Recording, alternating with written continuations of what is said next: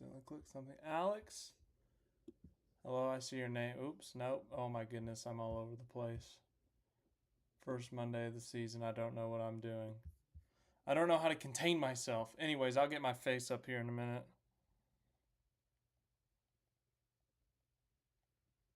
Just gotta tweet it out.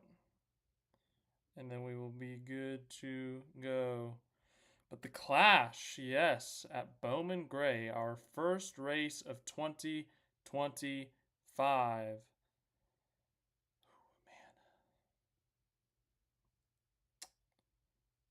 But yeah, I'm curious to hear what everyone has to say about the race itself. Curious to hear what everyone, how everyone watched the race, I guess, as well. I think we're ready for this. Yeah, okay. All right, but good afternoon, morning, it's evening here in the US of A, wherever you may be. So, it's a little bit better, I guess, but anyways, we got our first Monday after of the season. I'm excited. Yeah, we're going to talk about the race from this weekend. We're going to talk about the Clash itself, the future of the actual event, because, you know, a lot of people are wondering what's going to happen with the Clash and whatnot. We have a little bit of a format here. It's not super official. Like, at the end of the day, it's all informal. We can go whichever direction we want to go. But the first thing, you see the tabs up here. These are spoilers of what we're going to go through, of how we're going to do this. So yeah, I guess just some preview. If you want a quick 2-minute what you're about to see, what you're about to watch. If you're watching right now, the 8 people here, welcome. If you're going to be here in the future, watching the post stream, like the replay or whatever, some of the topics we're going to go through. We're going to go through the actual race itself. We got the race results pulled up right here. Here in a second, I'll tell you about our fantasy league that you can join if you would like. Then we are going to move on to the future of the Clash. You know, there's a lot of questions about where the Clash may be. It's moved around a lot over the past few years. So basically, what's a good location for it? Will Bowman Gray stay? What are the reports saying? Things like that. And potential future venues if they don't stay at Bowman Gray. Then we're going to have a new thing. So what I'm going to do, I'm going to do it here. I'm going to do it in the live stream. Obviously, back when he was in Xfinity SVG, Shane van Gisbergen, I'd do a weekly kind of recap of his race. Break down what happened during the race, what happened to him, where he was running, any incidents that happened. Well, now that he's in the Cup Series full time, we talk about the Cup Series races every Sunday. So I had to find a different time slot to do this because I can't do 2 things at once. I got to watch the race. And I also got to, you know, my second eye is kind of on SVG. And now with the double TV, trademark pending, not really. But I've got the onboard camera of him, and I went back actually today and I rewatched the race from his onboard, listened to the radio. So we're going to review his first ever Clash. We're going to do that every week. I'll explain this again once we get to that segment of the live stream. But let's see. Alex says that I would say about the average amount of carnage, slightly better than expected racing, and much improved atmosphere over the past few years. Yeah, I mean, the racing itself was decent. I mean, once again, not like the greatest race ever or anything, but not bad at all. I don't really have that many complaints. I mean, once again, it felt like if you were the lead car, if you were in front, you controlled the race, and if someone couldn't get to you to bump you, it was difficult to get by you. But we also saw really good cars get to the front. I mean, look at that. Look right here. Ryan Blaney started dead last in this race, and he ends up finishing second. But Chase Elliott started first and finished first. Denny Hamlin started third and finished third. But on the flip side, once again, I mean, we got a 14, 17, 16, all in the top 7. I mean, we saw some movement in this race. You can't deny it. So the racing itself was pretty decent, honestly. But yeah, I thought it was good. I agree with you, Alex. But on the flip side, I was, as you said, expecting a little bit of chaos in a sense, expecting some carnage, some wrecks, maybe even a fight or two, but ultimately we didn't get that. Mintox Ace, welcome. I was hoping SVG would finish higher after qualifying, but yeah, a good top 10. We'll break that down a little bit later in the stream. But yeah, his first ever clash, a top 10. Going through these results here, looking for anything that really just stands out, that really just kind of screams at you, says, hey man, how did that happen? I mean, it's a preseason race. You don't want to read too much into it, I feel like. Like, you don't want to overreact and say, oh, Chase Elliott's going to win the championship because he won the Clash. Or you don't want to overreact to, oh, Austin Cindric finished 7th. Like, he's going to finish top 10 every race this year. Same thing with SVG, something like that.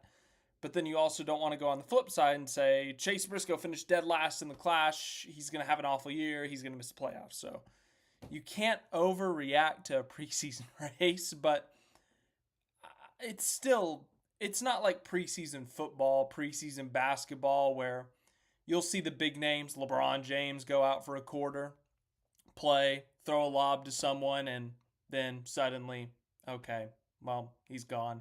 Now we're watching a bunch of people who are fighting for roster spots.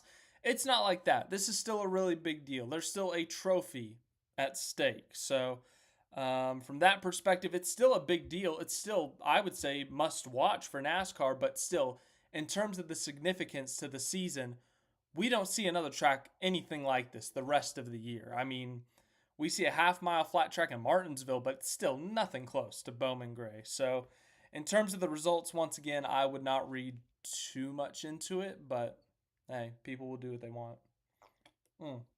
Welcome, David. Welcome, Klaus NZ, Denver.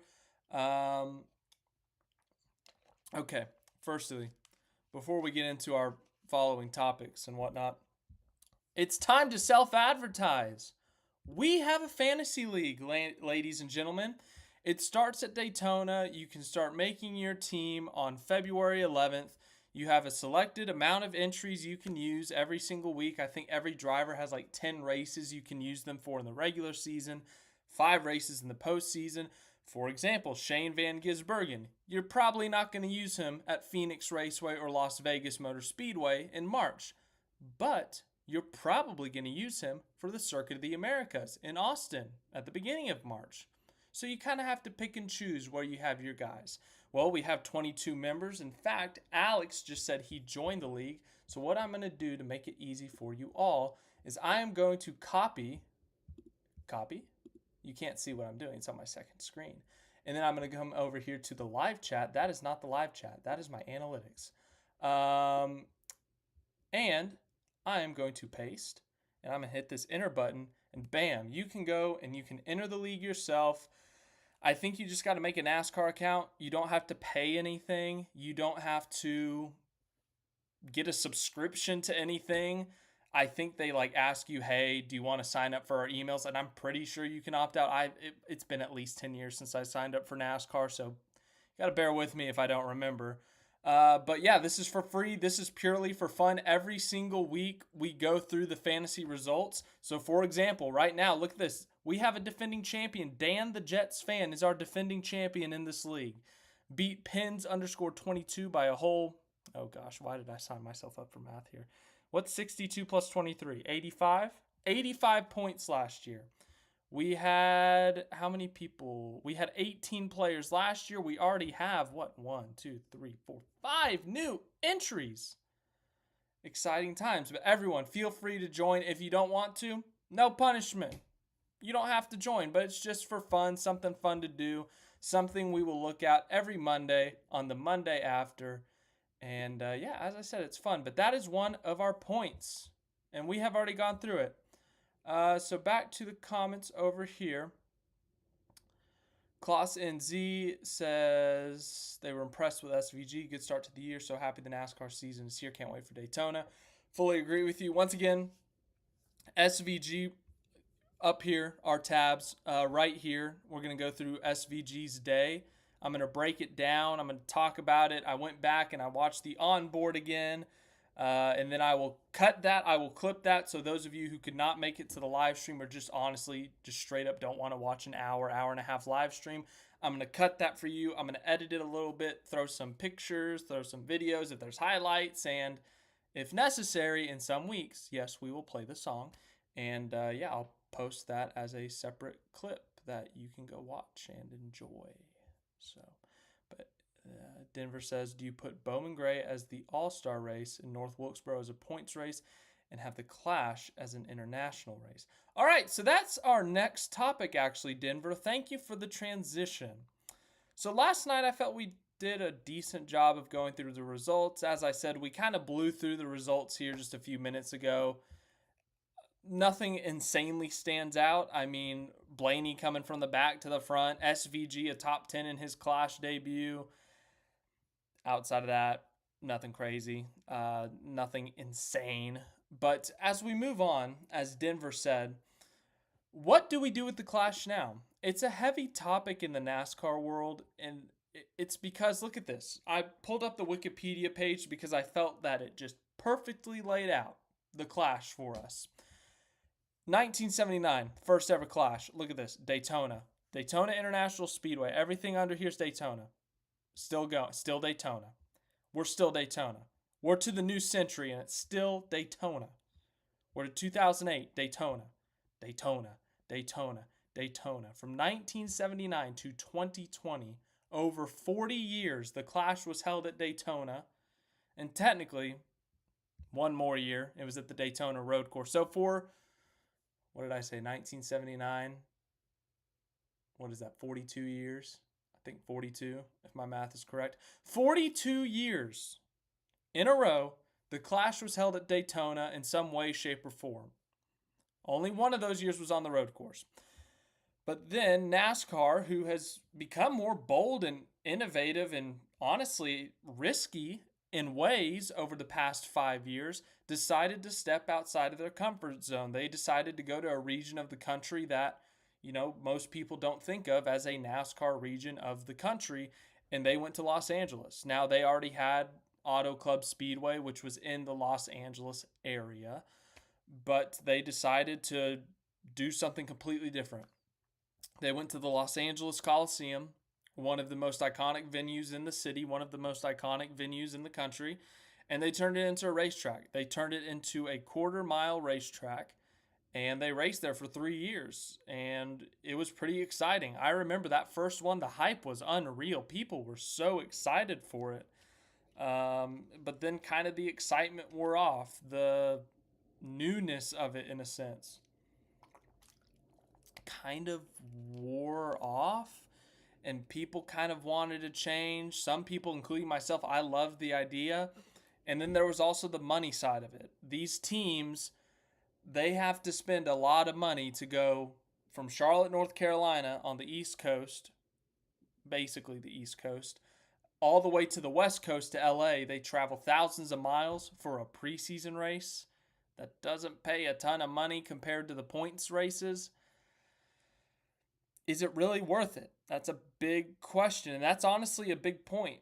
Denver, as you said, Bowman Gray, does it stay as the potentially Clash? Does it move to the All-Star race? Or do you go international for the Clash? And I think that's a big point. Denny Hamlin's talked about it. He likes the idea. He thinks it's fun, but to go across the country for a preseason race right before you start off the season after having this long time off, like it's a lot on the teams, financially, like it's just a lot. So keeping it at Winston-Salem, I would say benefits in terms of, how am I going to phrase this here?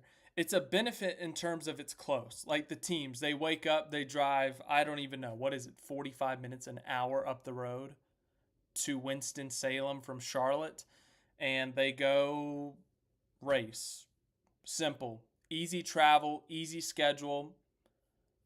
That's outside of Charlotte, that's the easiest trip they have all year long. So there's no stress in any way, financially or physically, mentally, emotionally. anything like that because everyone goes home after the race. Like, you don't get on a plane and fly across the country. The hauler drivers don't have to drive for 3 days back to the shop. As I said, it's like an hour drive. So from that aspect, I really like that it was at Bowman Gray. But I also really enjoy the football stadium idea. I know Bowman Gray is a football stadium as well. But going to an iconic venue and making it a NASCAR track, that's kind of cool. But the current reports, let me pull it up here. I want to confirm this before I start, speaking nonsense. I speak nonsense a lot, don't get me wrong, but check the comments while I'm looking for this. Let's see. Yes, everyone can join the league. Feel free to join the league, the fantasy league. Go crazy.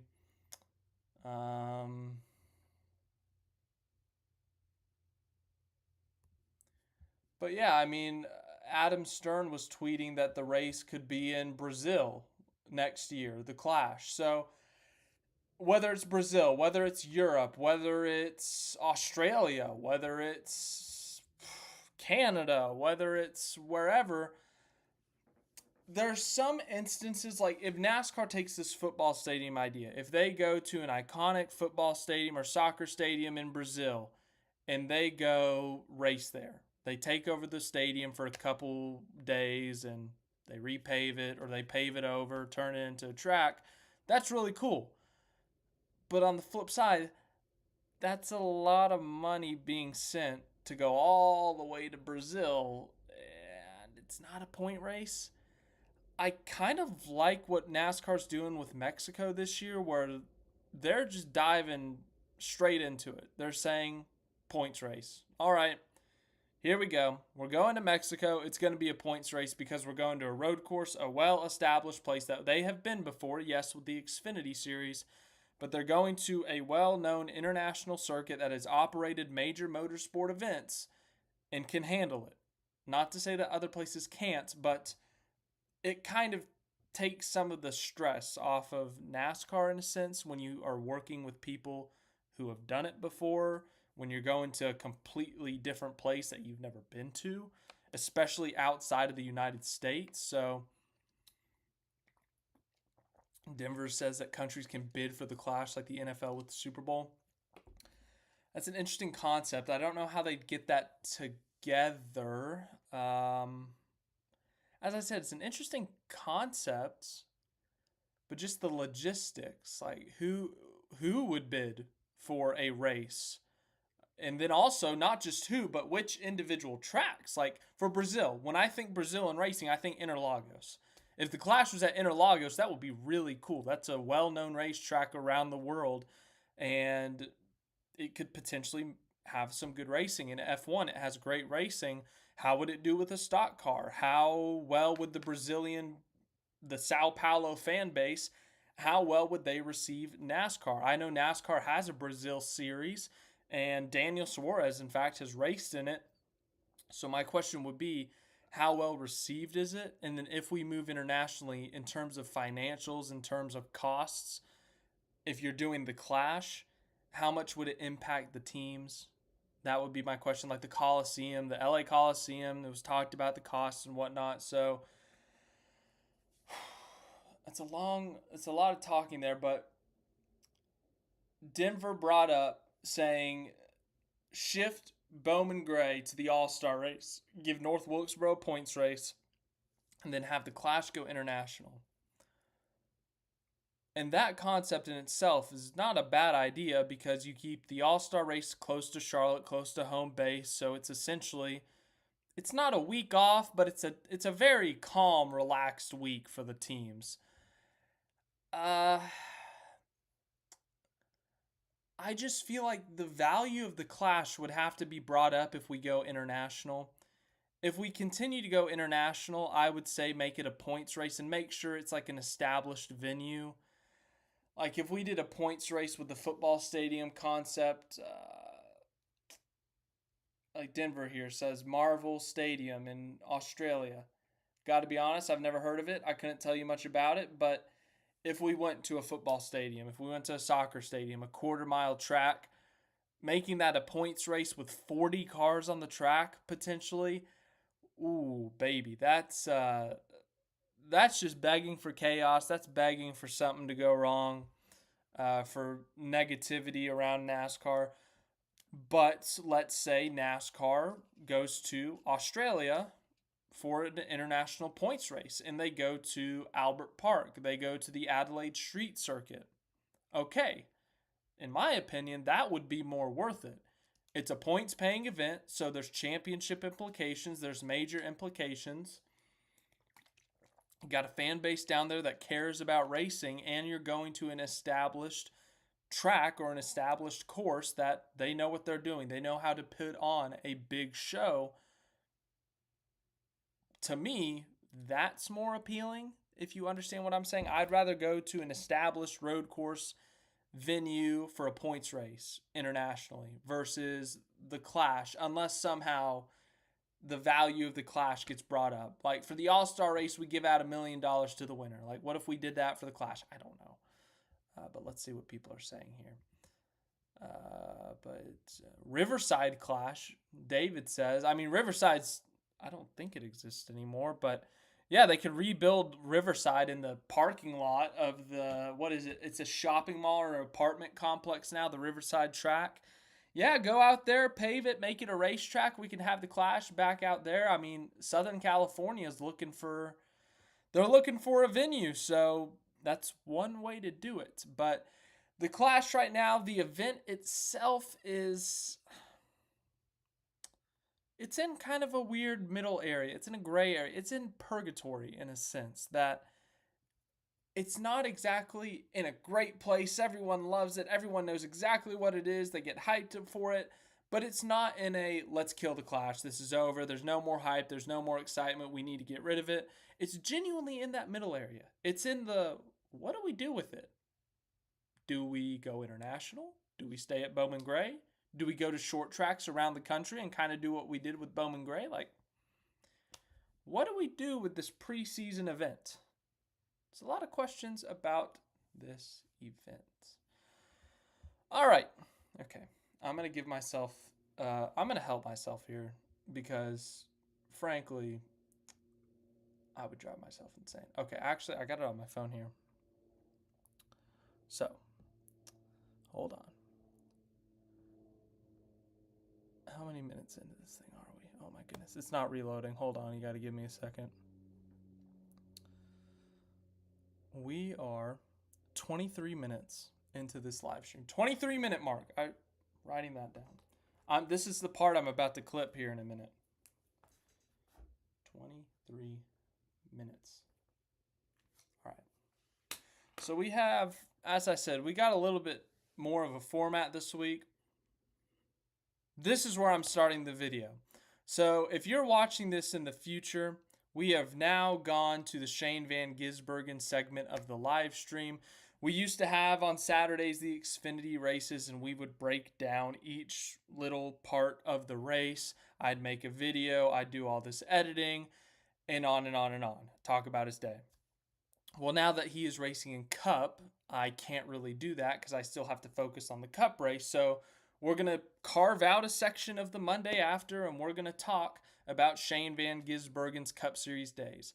Now, for those of you who don't know, and I saw a comment about this, so I'm going to need some clarification from you, but in Australia and New Zealand, I don't know if they either don't have Max or they don't have HBO Max, whatever it's called, or they don't have the in-car cameras, but basically, HBO Max in the United States now, if you have a subscription, you can go watch any onboard you want of any driver that is in the Cup Series field. You can listen to their radio along with the onboard, and you watch it the entire race. So I had it on my second TV last night next to the big TV with the main broadcast, and I tried to figure it out because it was my first night doing it. But then today, you can go back and watch the live replay of the entire race on the onboard. So I went back and I watched Shane van Gisbergen's onboard, listened to the radio, just kind of seeing how the communication was going, seeing if there was anything interesting of note that happened. And that's where we get to Shane van Gisbergen's day. And so, yes, that is a possibility. So Shane van Gisbergen's first ever Clash weekend. The Clash is held at Bowman Gray Stadium, and for those of you who don't know, Bowman Gray Stadium is a quarter-mile racetrack in Winston-Salem, North Carolina. It's a football field, and I think it's a high school. Maybe it's a small college or university football field, but look, it's a quarter mile around a football field here. There's Winston-Salem in the background. You can see the city. Fun fact about Winston-Salem, they have a United States University. Wake Forest is there. I don't know where in this picture Wake Forest is, I got to be honest with you. And no, this is not Wake Forest's football field. I can confirm that much. But this was Shane van Gisbergen's first ever Clash. This was his first ever race on a quarter-mile track in NASCAR. So the Clash is a preseason race.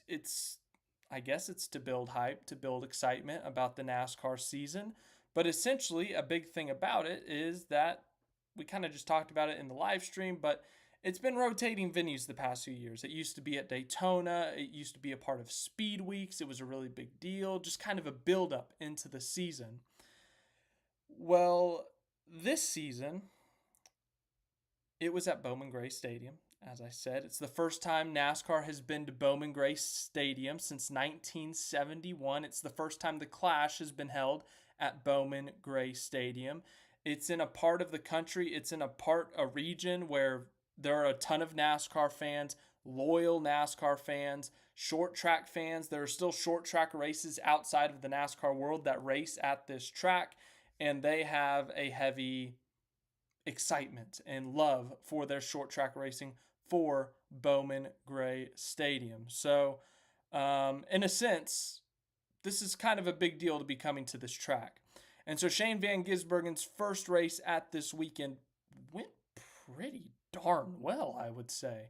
As I said, Shane van Gisbergen had never raced in a quarter-mile track in NASCAR. I don't want to compare this to Martinsville, but it's the closest comparison of what tracks he's been to in the NASCAR world. It's a short track with heavy braking and kind of similar to a road course. In fact, Shane van Gisbergen said this after the race, that it's kind of similar to a road course in the sense of heavy braking, having to control the throttle, having to, you're controlling the car a little bit more as a driver. It's a short track, and that's the majority of short tracks, especially the slow, flat ones like Martinsville and yesterday, Bowman Gray Stadium. But the weekend for Shane van Gisbergen, pretty darn good. I can't think of a single thing that went wrong for him. So Shane van Gisbergen, it's his first ever race in the number 88 car. It's a third full-time Trackhouse car. He's going to be racing the entire season. He's going to be racing in the Daytona 500. He's going to be racing at Talladega. He's going to be racing at Phoenix, Nashville, Mexico, you name it. He's doing all 38 Cup Series events this season, and this was number 1 of 38. So, how did he do? Let's actually talk about the results here. He was 7th to 12th the entire race. So qualifying, the actual qualifying format, they had 3 separate groups that went and they did practice. NASCAR's never been to this track before, so there was an extended practice session. But because it's such a small track, they didn't want to throw all 40 cars on at once because that would be, I don't even want to picture it. That's horrifying. Anyways, moving on, just at the thought of that is it's mind-blowing. It's scary. So they split it up. Shane van Gisbergen was in Group 2. In practice speeds, he was doing decent. I can't even remember where he was in practice, but for the most part, that first group, in terms of the single lap speed, that first group, they had the fastest laps. Then we got to qualifying. So the first 2 sessions of practice, that was practice. Learning the track, learning the car, learning what the tires were going to do, learning how the car was handling, making your tweaks, making your adjustments. Well, then we get to qualifying. And qualifying is this whole third different session, but instead of having, as I said, they split the field into thirds. Instead of having 13 cars on the field or on the track at once and doing an 8-minute session, they split those 3 groups into halves again. So now you had 6 or 7 cars, but you only got 4 minutes to practice, or in this case, qualify. Now, the fastest single lap would get you the pole in heat race number 1. If you were the second fastest, you were on pole for heat race number 2. Third fastest, pole for heat race number 3. Fourth fastest, pole for heat race number 4. And so on and so forth. So fifth fastest would start second in heat 1. Sixth fastest would start second in heat 2. You guys can do the math. I truly believe in you. But Shane van Gisbergen was in the group that went really fast. The first few groups, they had their guys like William Byron, Kyle Larson, that went pretty fast. They did pretty good in their qualifying efforts. But then Shane van Gisbergen's group went 1, 2, 3, 4, 5. Like overall.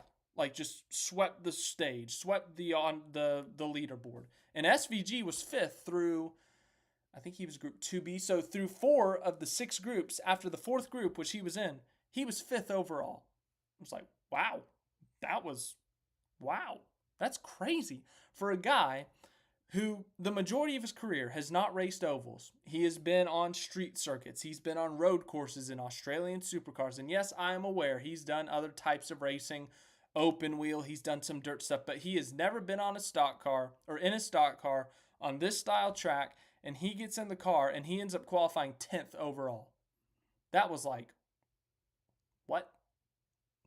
I didn't expect that. I came into the weekend thinking he was going to be in the 20s, maybe in the 30s. I thought, honestly, he might have to be fighting for a spot in this race in the last chance qualifier. I'm pausing here because I'm going to end up cutting this out later so I can drink water. It's the beauty of a live stream. Okay, but anyways. But SVG kind of blew everyone away, and he qualified 10th overall. So he got to start 3rd in heat race number 2, I think. And he sat there the entire race. And the goal in the heat races, in the first heat races, if you finish in the top 5, you advance to the main event. And SVG, he just sat in 3rd the entire race. Just sat there, minded his own business, didn't get anyone mad, advances to the main event. Now, this track is all about beating and banging. Remember last year at Martinsville, those of you who watched, we talked about the bump and run, typical Martinsville stuff. That's every single lap here at Bowman Gray. That is the only way to pass here at Bowman Gray. You can't set someone up for a pass. You can't really cross anyone over. You can't do anything crazy.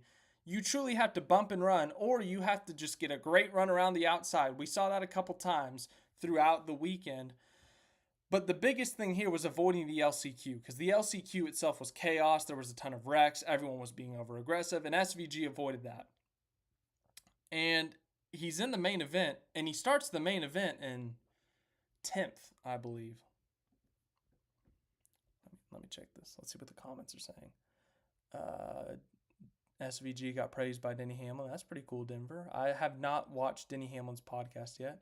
Monty and Gumboots, welcome. Yes, I'll get back to that, Monty. Ryan says keep it in Daytona and race it at Volusia Speedway. That keeps speed weeks intact as it has been historically. Do not know much about that racetrack, but I'll look into it. Dutch Grand Prix. Oh my gosh, David, you're crazy. What was I looking up here? Okay, sorry, something shiny. So qualifying. So yeah, SVG ends up starting 10th on the night, and that's where he ran the entire night. I'm not even kidding. When I went back and watched the onboard this morning, he got up to 7th early on. A couple times he fell to 12th, but I kid you not, I don't think he ever fell behind 12th position. There were no live pit stops. There were no strategy calls in this race, but you had to avoid a little bit of chaos. There was no crazy wrecks like we saw in the LCQ or even some of the heat races, but we saw a lot of bump and runs. We saw a lot of movement. We saw some restarts where people were getting stacked up. In fact, one time, SVG, I think it was Cindric, he rear-ended him so hard trying to bump him out of the way, he got on the radio and said, hey, you might want to check the front of my car. I just hit that guy really hard. So he got some more NASCAR etiquette knowledge in a sense, in that he got to bump and run some people. He got bump and ran. He got to learn how other people raced him, and it's the old saying, treat people how you want to be treated. Well, if you're going to get raced one way, that's how you got to race them back. And SVG did a pretty good job of doing that. And every once in a while, he'd do his own ruffling of feathers. He'd go and bump someone out of the way if they weren't getting out of the way, if he was faster than them. But as I said, he sat 7th to 12th the entire night. He had a great race. For your first ever clash, for your first ever race at a quarter-mile track in NASCAR, albeit this current crop of field, they've only been racing on quarter miles in the Cup Series for 4 years now, but they grew up doing this kind of thing, racing on these type of tracks. Pretty impressive, honestly. He goes on, he finishes 9th, I believe. Let me confirm. Yeah, he finishes 9th. Look at this right here. Started 10th, finished 9th, moved up a position. And if that's a sign for the rest of the season, that's a really, really good start of the year.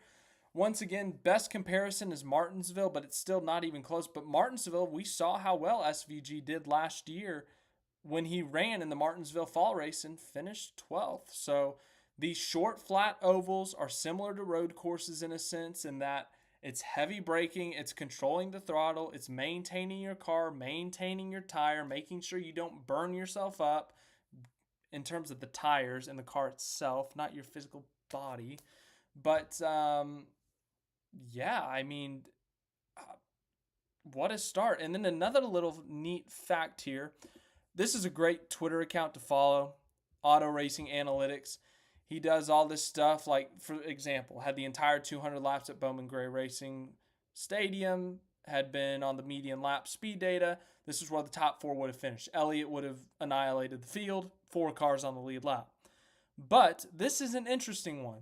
Had the final 50 laps been based on fourth quarter median lap speed data, this is roughly where the cars would have finished on track. And if you look at this graphic here, first, Elliott. Second, Blaney. Third, Hamlin. Fourth, Logano. Fifth, Cindric. Sixth, Chastain. Seventh, Wallace. SVG would have still been 8th. So it's not like he got in the top 10 and he was holding everyone up behind him and he knew how to handle a bump and he was playing great defense.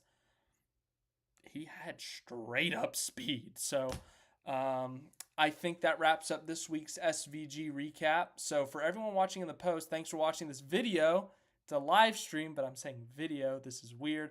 I hope you enjoyed it. Hopefully this gets better by the week. Once again, this is a new experiment we're trying here.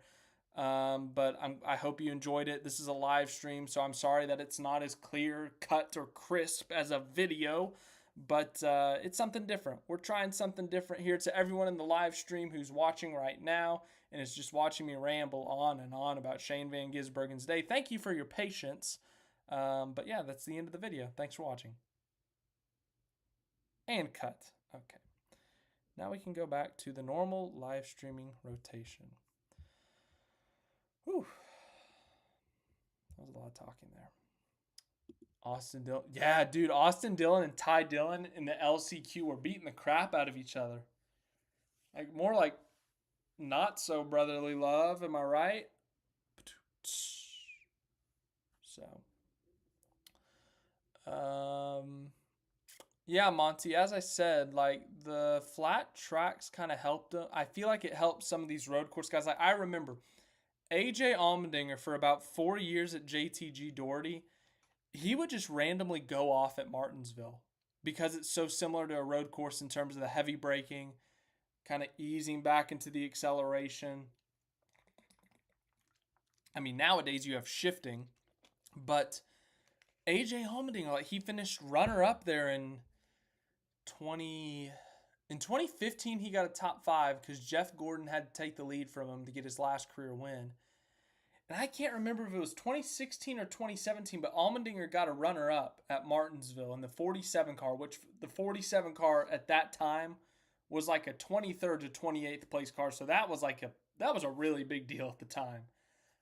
In fact, I can look it up here. I've got my second screen for a reason. Martinsville. But it just, I feel like it plays better to some of these road racers, these road ringers in a sense. Because, yeah, he finished second. In April of 2016, AJ Allmendinger started 6th. He finished second. Okay, I was right that he led laps in November of 2015, but he ended up finishing 11th. I don't know why. So going from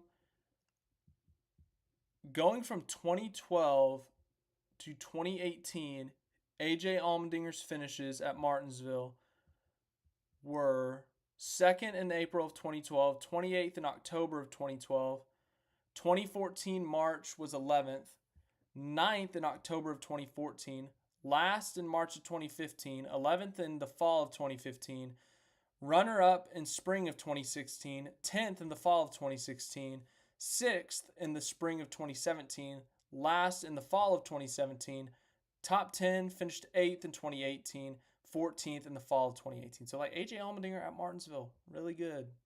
Just a random fact for you there. All right, let's go back to the stream. Jamie, no, there were not pit stops because it's such a small track. There's not a pit road, so they actually drove outside of the racetrack behind the field house. So here, let me show you a picture. I want to go this way.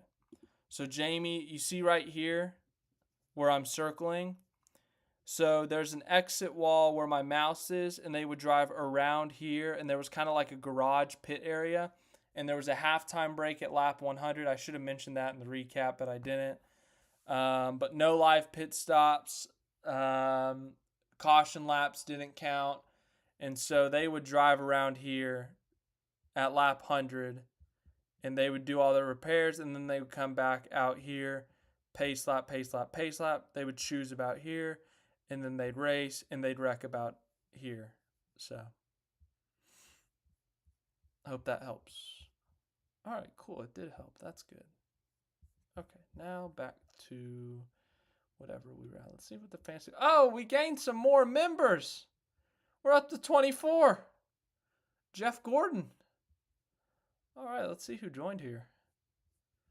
Dunkin' Donuts, Try Trek, Kyle Busch 8 Ryan, Aussie Matt, Rebutted, Klaus van Gisbergen, Gisenbergen, Space Wrangler Racing. That's kind of a cool name, and especially the helmet. Space Wrangler Racing. Good job on the name. 10 out of 10. But as you guys can see here, here's who your opponents are this year.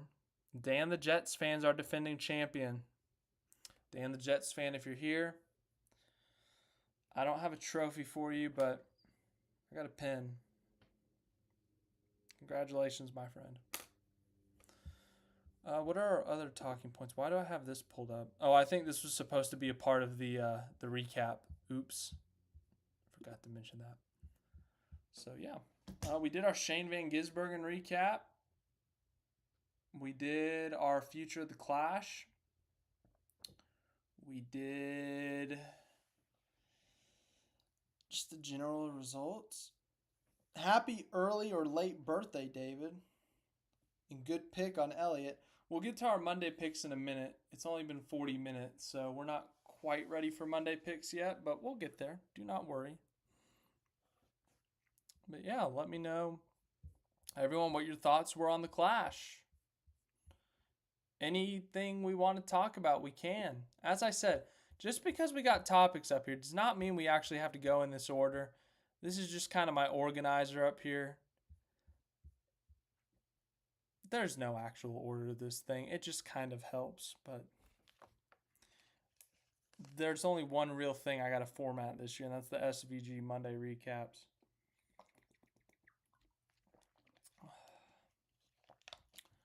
Hickory Motor Speedway. Well, yeah, so that's, Jamie, we talked earlier about potential clash locations, but I kind of blew over it. But I kind of said, what if they go, because a lot of people have said this, what if people go to other venues, like other short tracks that are very popular in the United States, that are very well known, close to home, close to Charlotte for the teams, and they kind of build it up. They revamp it in a sense, put some safer barriers in there, put some catch fences up if they aren't there. And Hickory Motor Speedway, 0.363 miles. So, yeah, it's a short track, obviously.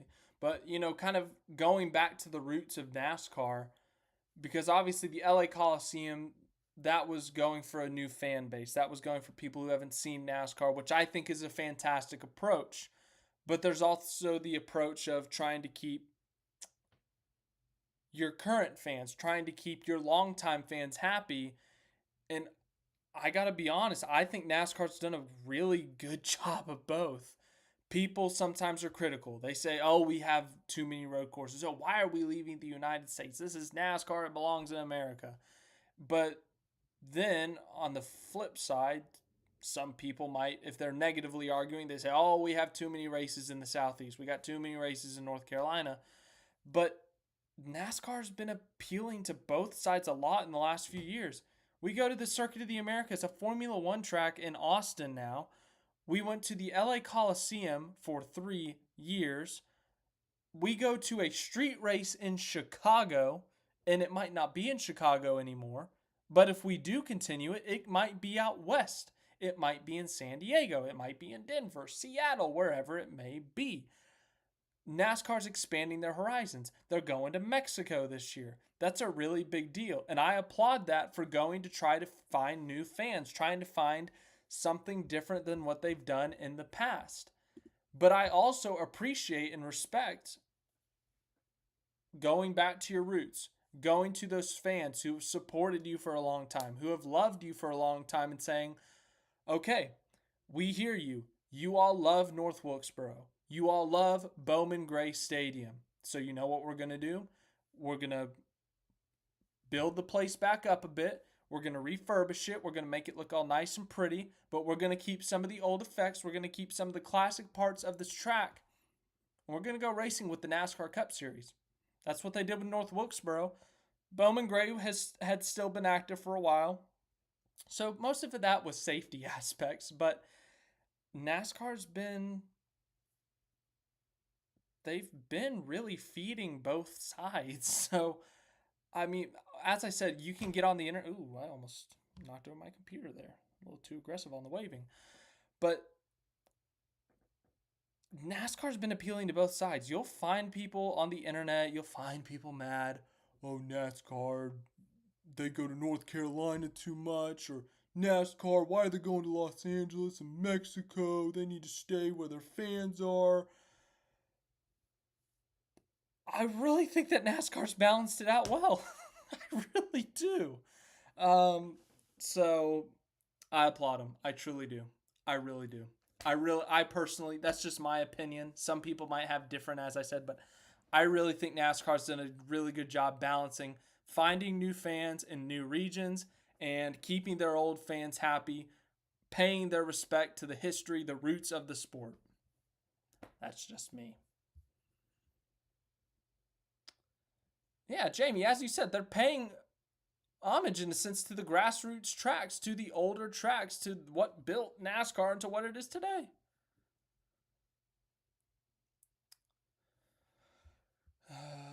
Yeah, okay, Denver. Oh my goodness. I just went on a long tangent there. You don't want me on another one here. Because I still can't believe it has been 4 months since they announced this. I still cannot believe that they chopped COTA in half. The Circuit of the Americas is a beautiful racetrack. It has had great racing in its short time at NASCAR. The track itself is built beautifully for different types of racing, great opportunities to pass. And what do? They chop it in half. I'm serious. I don't get it. I truly don't. Turn 12 was probably the heaviest passing zone because you could get all that speed, all that momentum, heavy braking going into turn 12 from turn 11. And now the majority of the backstretch is gone. You can't build all that momentum. I really don't think the racing is going to be as good at COTA this year. Some would argue last year's race wasn't that great, and I'd agree. Last year's race was not anything spectacular, but I thought the end was exciting with Christopher Bell going from 12th to 2nd, with the new tires chasing down William Byron. That was kind of exciting. 2021, the first race, and I know it was controversial because of the rain and the standing water and the cars crashing, but the race was pretty darn good in terms of the actual racing. 2022, a spectacular finish with Allmendinger, Chastain, and Bowman. 2023 had the ugly restart finish, but the racing itself between Byron and Reddick was so good. And I just can't believe they're overreacting. I just spent like 10 minutes there praising NASCAR about appealing to different fans from completely different sides. And I just can't believe they did this to COTA. We have had great moments in almost every single COTA race in the Cup Series. In one race as a whole that the majority of fans said, yeah, that wasn't a great race. And they said, let's change the track. I just don't get it, man. I don't get it. And they said, all fans get to see the cars more and whatnot. And I guess that's true. But why? It was so good. Just add a couple laps. It was 68 laps? Make it 75 laps. I don't know. It's not like there's a hard mileage on this race. You don't call it the Echo Park Automotive 350. You call it the Echo Park Automotive Texas Grand Prix. There's no hard limit.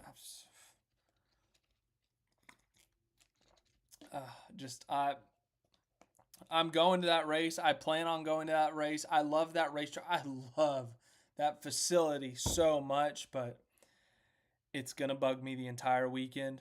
I'll come back that Monday. I'll hop on here as I am right now, and I'll rant about it, I'm sure, if the race isn't good. But if it's a great race, then I stand corrected. I'll come up here and I'll say, wow, I was wrong. I suck. But Rob says the Clash is stupid. So, Rob, I want to ask, did you mean like yesterday's actual race itself, or do you mean the general idea of the Clash? Like, I'm not messing around. I genuinely want to know what your opinion is.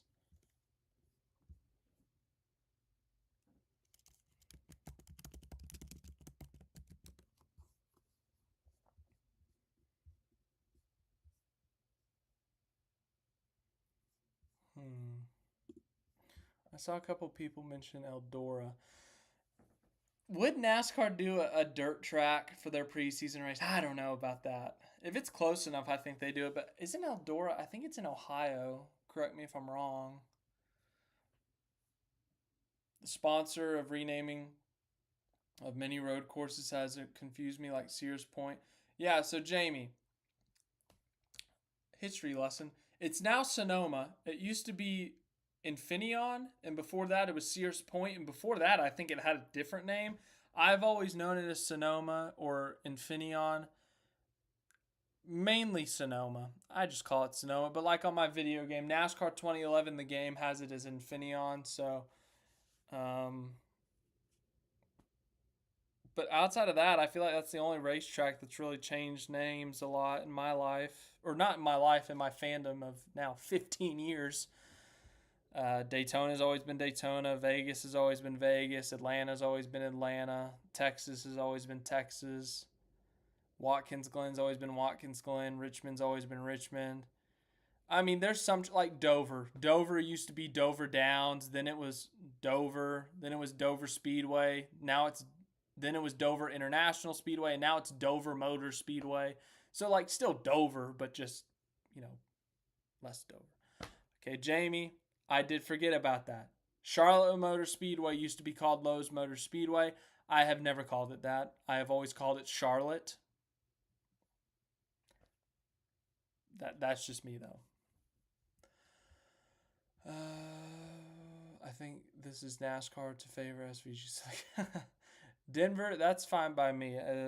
I know that there's a heavy Australian, New Zealand fan base, and I appreciate you all. I appreciate everyone, but I know that fan base is out there and that they care a lot.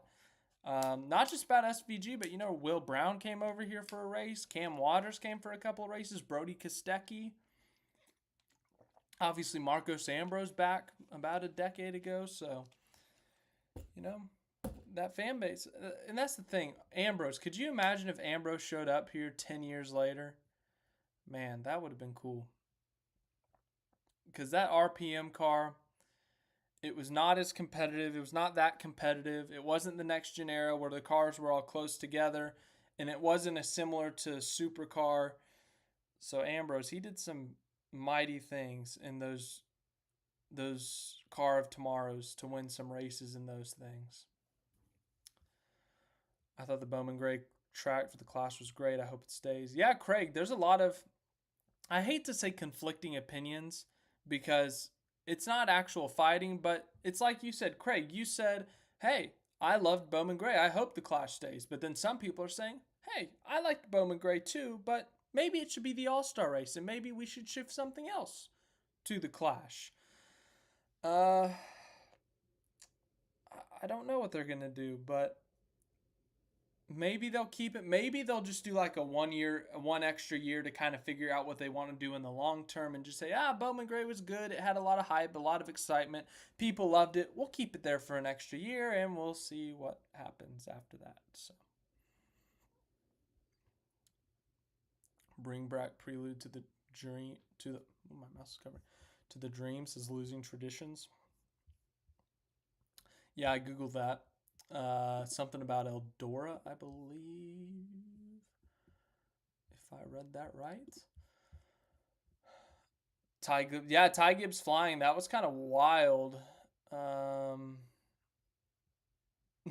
Dude, that was so crazy. Like, it wasn't under green. It wasn't like someone hit the wall and came back into him. It was just under caution. He wanted to go sideswipe Justin Haley because he was mad at him, and he ends up killing his own car and makes it fly into the air. That was really weird. That was, I don't know. It's borderline silly. I wish Juan Pablo Montoya was racing in the Mexico City Cup race. Hey, hold on. So you need, I think it's a 90-day notice to get the preliminary. What's it called? The special, the OEP, the open something provisional that gets you a free spot even if you don't qualify. Maybe 2311 could put Montoya back in the car. Because, 90 days from now is May 4th. So they would still have a month on top of that to get ready for the OEP for Montoya. So it's not out of the picture. I don't know if it's going to happen. I have no freaking idea. But if they wanted to, they still got time. I think it's good having the Clash and the All-Star race in North Carolina to the NASCAR roots. Yeah, Craig, we kind of talked about that in terms of like NASCAR appealing to the fans. Like they're older fans who are traditional. They want the races to be in North Carolina. They want the races to stay at home, go back to the roots and all that. And then you've also got the new fans. NASCAR trying to appeal, reach out to new fans in Los Angeles and Mexico. Maybe one day Denver, Seattle, San Diego. So... yeah, there's a lot of questions about the Clash. What's going to happen with it? Can Chase Elliott win the Daytona 500 like he did? His dad did. Yeah, so Chase Elliott's dad, Bill, he won the Clash sometime in the... I've got the Wikipedia tab.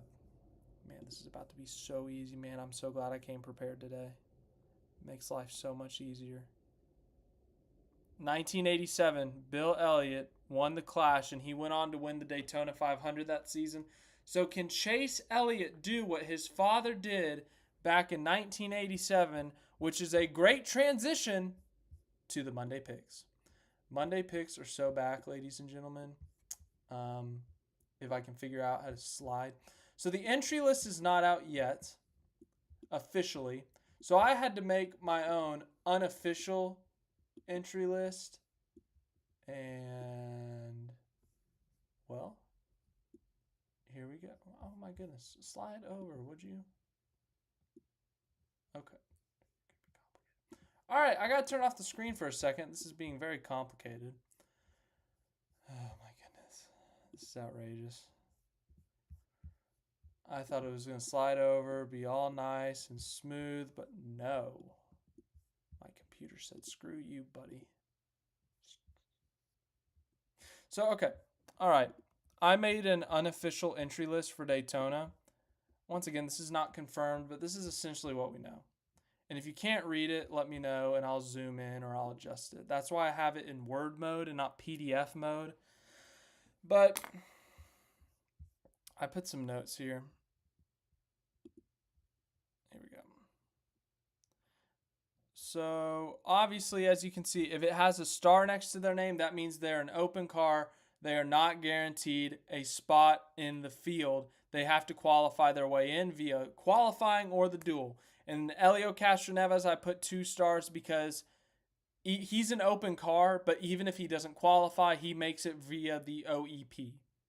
Once again, I don't even know if that's what it's called.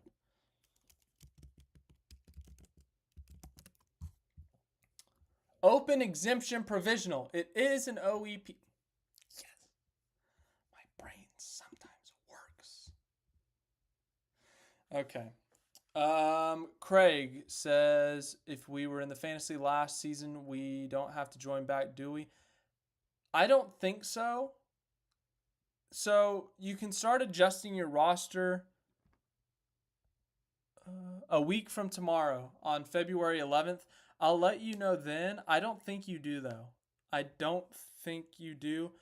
But once it's confirmed, I'll let you know. Okay. As a charter member of the NASCAR Fan Council, I took my weekly survey where NASCAR asked if Bowman Gray should become a points race in the future. I said no. Yeah, I think that would be going a little too far. A quarter-mile track having 40 cars on the field at once. That's begging for a disaster. That's begging for the biggest wreck in NASCAR history. It would make Talladega last fall look like nothing. Will Brown will be back. He said Chicago, Portland, Sonoma are his targets, and do both Xfinity and Cup in those races is a strong possibility. I'm all for it, man. I'm all for international drivers, whether it's supercars, F1, rally, Chinese F4, you name it. They come over here. I'm happy. I'll promote them. I'll pump them up. I love international drivers.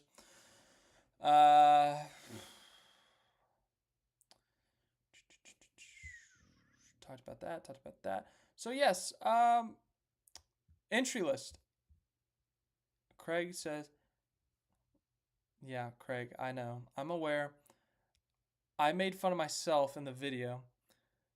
Okay? Because it didn't seem like it was going to happen, because every time Dale Jr. makes an announcement, oh my God, he's going Cup racing. You're right. One time it happens. One time out of 1,000, I got to hear. I'm just kidding. I'm messing with you. But yeah, I was wrong there, because over here on this entry list, we have Justin Allgaier going Cup racing for JRM. Yes, it's happening. But okay, everyone, look at the entry list for the Daytona 500. Presumably, once again, this is not official. This is not confirmed. This is what I typed up in like 5 minutes. But if you have a star next to your name, there's no guarantee you make the field. If you have 2 stars, you're going to make the field, but it's just a matter of how. But everyone make your Monday picks. Monday picks. Who is going to win the Daytona 500? Are we going to see a new Daytona 500 champion? Are we going to see a repeat Daytona 500 champion?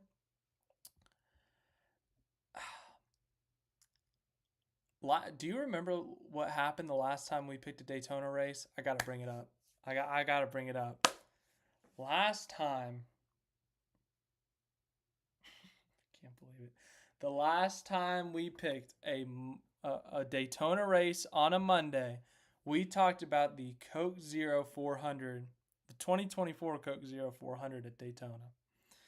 And I went through this entry list, and I knew it was going to be chaos, and I went right to the 21 car, who this year's Josh Berry. Last year it was Harrison Burton. Harrison Burton was like 100-1 to win the race. And do you know what happened in that race? Harrison Burton won. I'm just saying, I will never make a prediction that good again. I will never get it that right again. I had to bring it up, though. Anyways, everyone make your Monday picks. You can either just do what I did last fall and you can just go land on a name, or in between names in this case. You can have some theory that says, oh, every 6 years a driver in this kind of car wins, or you can just straight up have a gut feeling.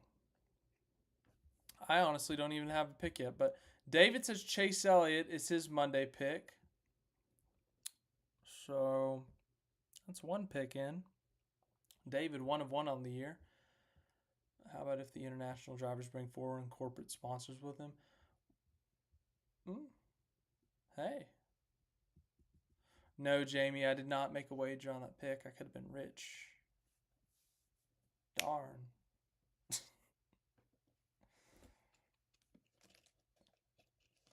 Denver is picking Bubba Wallace. SVG in the Daytona 500. Well, the thing is, the super speedways are so competitive. And also with all the fuel saving and whatnot, it's going to be about track position at the end. SVG's got teammates. He's got 3 of them for the 500, presumably. Realistically, I'd say a top 15. A top 10's very possible. Hell, even a top 5's possible. At Daytona, at a super speedway, you can't even rule a win out of the occasion. There's also a high probability he's involved in a wreck. Like, the super speedways, Denver, are unpredictable. So, I'll go 16th. I think he finishes 16th. That's my SVG pick for the Daytona 500, my Monday pick. So, Craig says William Byron's going to go back-to-back in the Daytona 500. David said Chase Elliott. Denver said Bubba Wallace. Jamie is going to go with Logano with a Christopher Bell as a backup pick. Backup picks, oof. Honestly, at this kind of race, the super speedways, you should be allowed a mulligan. You should be allowed a backup pick. I don't make the rules, though, so what do I know? But I'm curious to hear what else people have to say. What other Monday picks we hear? What if Riley Herbst won? That would be quite something. Riley Herbst shows up. It's not his first Daytona 500, but shows up, wins. I don't know. That'd be so random. It's not my pick, though. I'm not picking Riley Herbst. If Riley Herbst wins, then, well, damn. Should have gone with it, but until then. Clausen Z picks Kyle Busch. So we got a Kyle Busch, we got a Joey Logano, we got a Bubba Wallace, we got a Chase Elliott, we got a William Byron. So we got all 3 manufacturers covered. No underdogs yet. Not that I would say. Maybe you could argue Bubba, but Bubba's usually like in the mid-range of the odds. And also, he's a good super speedway racer. I would not consider that up. So we don't have any upset picks yet.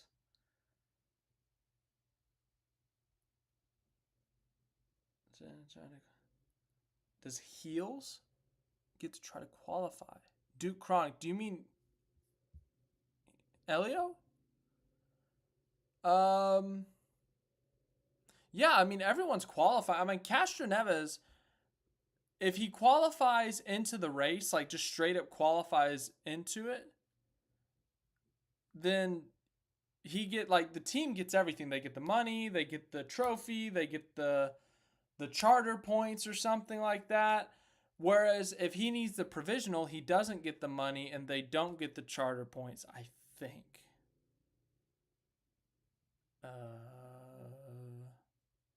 Someone should pick Cole Custer just to take off Tony Stewart. Duke Chronic, no. That's what's so confusing about it. So, if Castro Neves, if he qualifies for the event, if he goes out and he's the fastest qualifier of the open cars, it's a 40-car field. But if Castro Neves is the slowest of the open cars, he wrecks in the duel and he has to use that provisional, it's a 41-car field, but only for him. Only for him. If this happens to Jimmy Johnson does not qualify. He does not get a 41st spot. The OEP is only allowed for 1 driver per event, and you have to file it like 90 days beforehand or something. It's so much math. It's so much complication. I know why, but I don't know why. If you understand. No, yeah, Duke Chronic. The Trackhouse car is going to be competitive. I honestly, if I'm okay, that's a new element of the Monday picks. Who qualifies for the 500? Which four open cars make it? Honestly, on straight up speed, I'm going to go Allgaier and Castroneves. They're going to have Chevrolet, ECR, Hendrick, whatever. For sure, Allgaier is going to have a Hendrick engine in there. Allgaier is going to make the field on straight up speed. And I would assume the same for Castroneves. So those are going to be my two speed picks. In terms of the duels, ooh, that's where it gets complicated. I'll go Truex. And my last pick, get loud from McLeod, baby. My Monday picks for who's going to make the field is going to be Allgaier and Castroneves on speed, Martin Truex Jr., and BJ McLeod to make it in the duels. Those are my four picks to make the race. Craig, you can do whatever you want. There's no hard rules here. I mean, there's some rules, don't get me wrong. But Duke Chronic, Kyle Busch, or we would love to see Kyle Busch win the 500. Could you imagine that story? Kyle Busch has the worst season of his career, goes winless for the first time in 20 years. Everything's bad at RCR right now. They don't have speed. Both cars missed the playoffs. Just shows up and wins the 500. Somehow, some way does it. And that's on top of Kyle Busch never winning the 500 in his long, storied Hall of Fame career.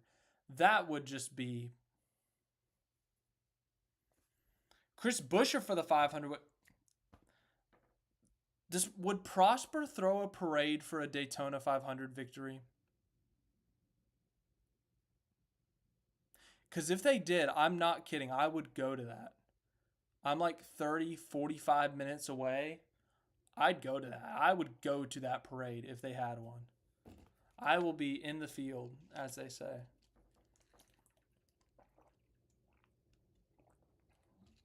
That'd be so cool, though. Once again, don't forget to hydrate. Cool.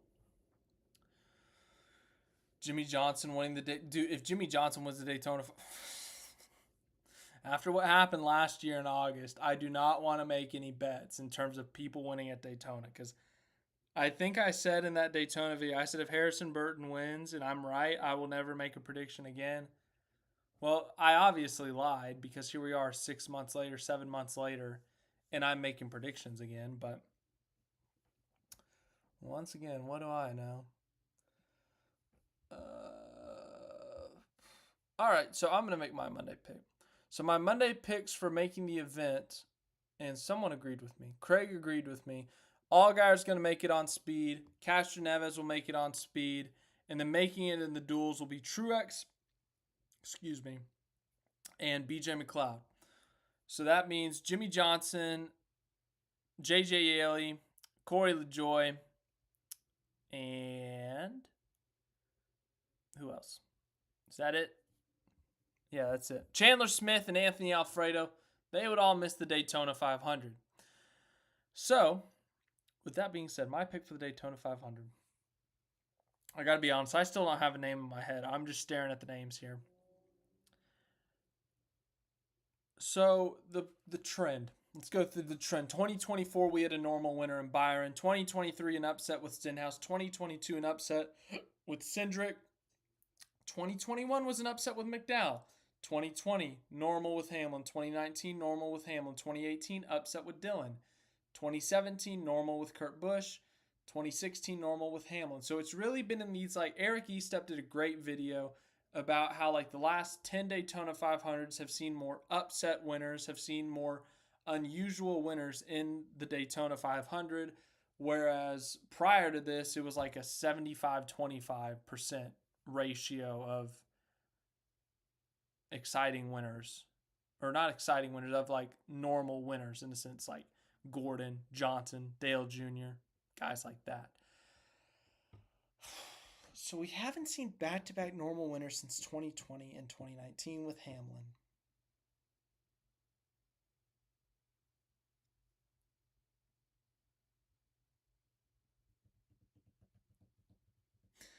I may end up changing this pick because if I pick an upset winner, it may tell you that, oh, his playoff bracket's going to be crazy and wild. Which, by the way, 6 days from now is our playoff bracket, my playoff bracket at least. I'll be making my preseason predictions. Check the community post. I'll make announcements there. Duke Chronic says nobody sees Larson winning the 500. Yeah, nobody sees Larson. Larson would be a bigger upset winner than about 80% of this field. I know that he's going to have great odds and he's Kyle Larson, but his luck at super speedways are horrendous. And outside of Castroneves, Johnson, McLeod, Chandler Smith, Alfredo, Yaley, Cody Ware, I think those are the only names I'd be more shocked if Larson compared to Larson. I'm serious. If Corey LaJoie won the Daytona 500, that would be less shocking than Kyle Larson winning the 500. That feels so wrong to say out loud, but everyone knows with Larson's luck at the super speedways, like just something goes wrong somehow, some way. So no, I'm not picking Kyle Larson. I'll go Keselowski. My Monday pick, Brad Keselowski. This may change in a week, by the way. But for today, 13 days before the Daytona 500, praying to God it's not 14 because of rain or something.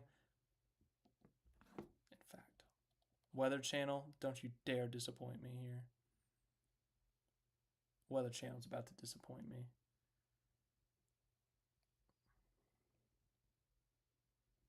Daytona Beach, Florida. Daily. Okay, for now we're good. 17% chance of rain on Sunday, the 16th. Right now we're good. It's 2 weeks out. Weather forecasts change. They change a lot in the span of 2 weeks. But right now, we are good. Please don't get rained out to Monday. I will actually cry this year. No Boris said entry. In the past 10 years, how many Fords, Chevys, and Toyota? Let's do some math here. So, Ford, Chevy, Toyota. So 2024 was Chevy, so we'll give them a tally. 2023 was Chevy. Okay, I really got to just... Chevy. 2022 was Ford.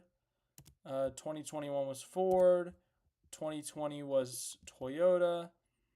2019 was Toyota. 2018 was Chevy. 2017 was Ford. 2016 was Toyota. Oh my goodness, are you serious? Look how evenly split this is. So 2015 was Ford. So Ford has the edge by one whole race over the other two, but that's only because we went to 10 and they split it evenly in thirds. I just hit what am I doing? That's kind of crazy. Yeah, I know I'm in caps lock. That's really actually kind of wild. The last 10 Daytona 500s, 4-3 to 3. Wow.